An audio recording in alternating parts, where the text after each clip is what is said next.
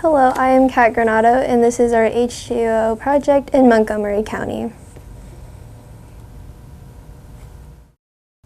Hi, my name is Gracie Gow. What is H2Ohio? In 2019, Governor Mike DeWine launched H2Ohio.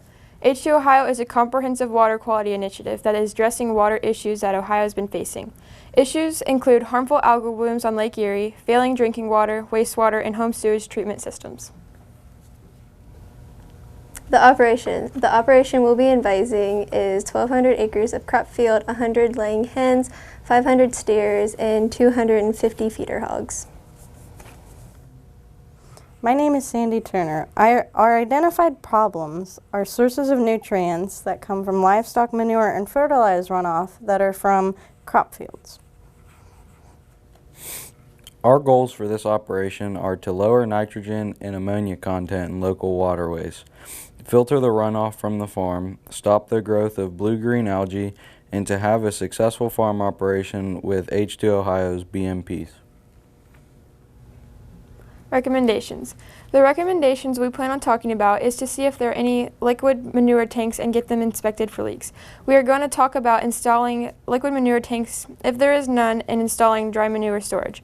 We are going to look at some ways to handle manure. Then we are going to look at doing some soil testing to install a wetland. Lastly, we are going to address incorporating cover crops over the winter. Manure storage dry. What is it? A facility that stores dry manure can be used for beef and poultry. How is it implemented? For dry manure storage, there needs to be a poured concrete floor that is slightly sloped for drainage. The drainage should run adjacent to a vegetative filter strip.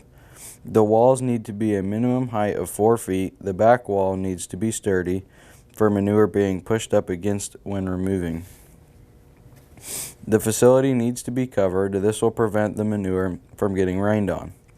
How it improves. Since the manure is a covered area, it will not be rained on and will stop the manure runoff. Manure storage liquid.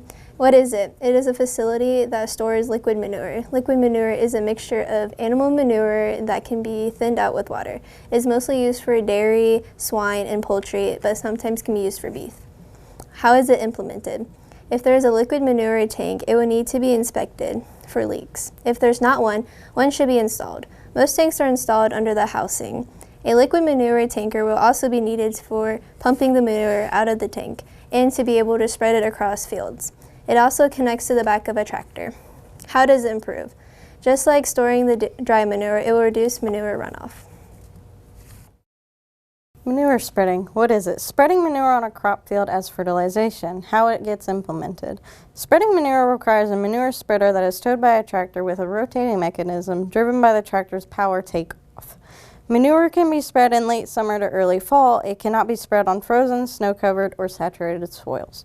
How it improves. This will better utilize nitrogen and phosphorus contained in manure. It will also reduce the risk of manure and nutrient runoff. Manure hauling. What is it? It is removing animal manure off the property. How is it implemented? The farmer can hire someone who has the equipment to remove and transport the manure off the property. This method can get pricey with liquid manure, or the farmer themselves can do this. How it improves. This is removing the manure from the property to be spread at another farm. This can be better utilized leftover manure or stockpile manure by spreading its nutrients on another farm. Wetland. A wetland is an ecosystem that is permanently or seasonally flooded. First, to have a wetland is to see if there are hydraulic soils. These soils are saturated soils, which means they hold water. If they are hydraulic soils, we can go ahead and talk to Soil and Water and get a permit. If there aren't any and a wetland is desired, we can still go ahead and talk to Soil and Water about what kind of measurements we can take to get it installed. When there is a permit, an excavating company can come in and dig it up. Wetlands provide habitat for living organisms. It also provides food and clean water retention for soil and the cycling of nutrients. They are able to create clean water through its natural filtration system. Because of all they do, the relationship between the living organisms living in them, it maximizes plant growth and nutrient production. Overwintering crops. What is it? A cover crop is a crop that covers the soil. Some examples are clover, alfalfa, and overwinter wheat. How is it implemented? They can be planted with grain drill or with a fertilizer spreader. If you're using a fertilizer spreader, the seeds will be incorporated with the fertilizer and then spread. After it is spread, it can be left alone and let the rain do the rest, or it can be gone over with a vertical tiller. Once the crops are grown in its planting season, they can either be planted over or drilled into the ground. How it improves. Different cover crops do different things for the soil. Grains break up the soil compaction with their roots. Legumes help with nitrogen fixation, and broadleaves shade out unwanted weeds. All of them slow down runoff that comes from the rain and absorb excess nutrients that is already in the soil. From doing this, they prevent soil erosion.